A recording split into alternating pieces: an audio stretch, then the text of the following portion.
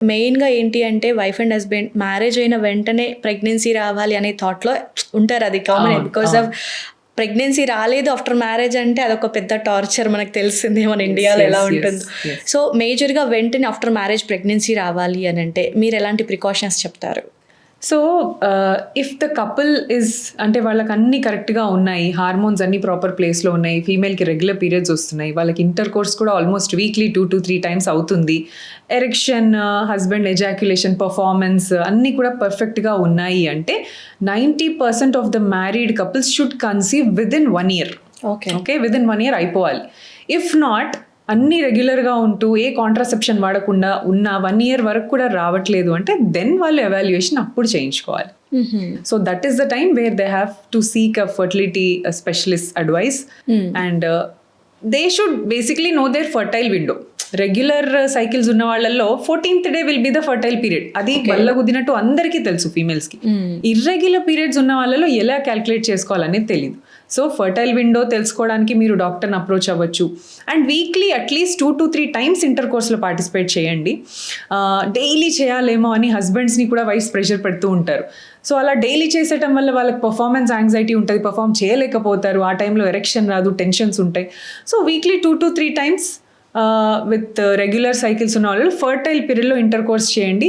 ఎక్కువ స్ట్రెస్ పెట్టుకోకుండా home food తింటూ ప్రాపర్ ఎక్సర్సైజెస్ ఇవన్నీ చేసుకోండి. న్యాచురల్గా కన్సీవ్ అవటం చాలా ఈజీ. ఓకే, అంటే ఎంతసేపు ప్రెగ్నెన్సీ రావడానికి లేడీస్ సైడ్ ఎక్కువగా ప్రికాషన్స్ ఇస్తూ ఉంటారు, ఇలా ఉండాలి, ఇలా తినాలి. అలాగే మేల్కి కూడా ఏమైనా ప్రికాషన్స్ ఇచ్చే అవకాశం ఉందంటారా ఇలాగే ఉండాలి అని? Yeah, absolutely. ఫస్ట్ థింగ్ వచ్చేసి ఆల్కహాల్ అండ్ స్మోకింగ్ అండి. ఓకే, సో మెన్ చాలా మంది ఇప్పుడున్న వర్క్ స్ట్రెస్కి, వర్క్ ప్రెషర్కి they are resorting to alcohol or smoking. Smoking is an absolute no for fertility. It is no.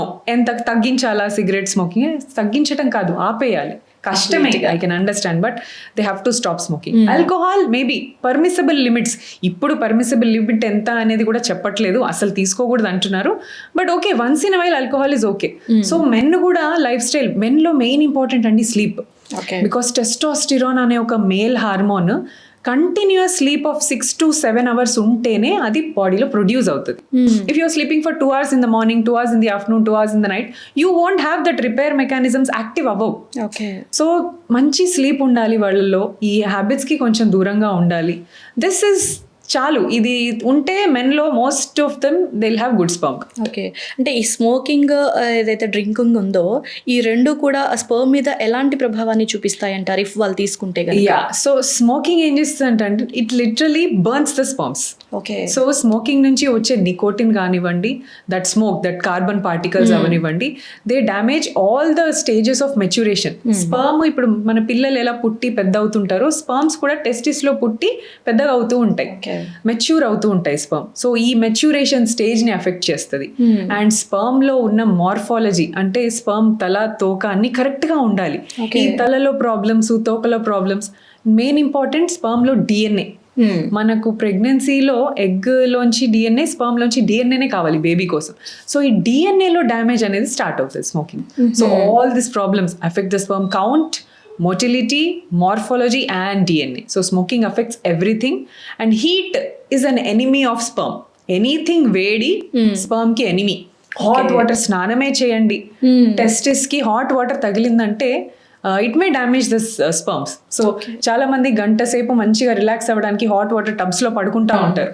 Even that affects the sperm. So chefs, cooks ఉంటారు, వేడిలోనే పనిచేయాలి వాళ్ళు, stove దగ్గరే పనిచేయాలి, వాళ్ళకి ఆప్షన్ లేదు. వీళ్ళలో కూడా స్పర్మ్ కౌంట్స్ తక్కువ చూస్తున్నాం. Even coal mine workers, they work underground, temperatures are very high. So all which increase the temperature can damage the sperm. అయితే male and female, wife and husband అంత ప్రాపర్గా ఉన్నా కూడా అంటే మనకి ఇందాక అనుకున్నట్టుగా వంశపారపర్యంగా ఉంటుంది జెనెటిక్ ప్రాబ్లం.